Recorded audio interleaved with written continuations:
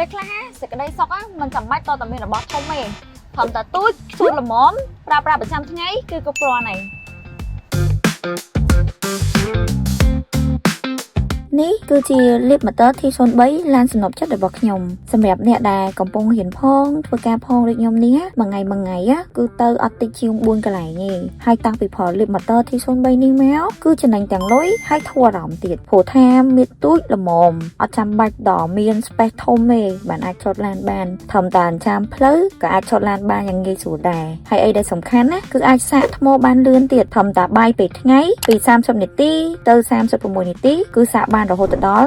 50% ហើយអត់ចាំបាច់ត្រូវចាក់សាំងទេអត់មានសលេងរំខានទៀតជាពិសេសអត់ stress នៅពេលដែលយើងបើកបរបើនិយាយពី interior វិញណាខ្ជូតស្អាតទំនើបភីងហ្មងណាស័ក្តិសមជាមួយនឹងយុវវ័យដូចខ្ញុំហើយបើតម្លៃវិញណាគឺធំតែ $10,000 ស្ដាងតែប៉ុណ្ណោះ ទាំងរូបរាងទាំងភាពងាយស្រួលលៀបម៉ូទ័រ T03 នេះគឺមានទាំងពីរ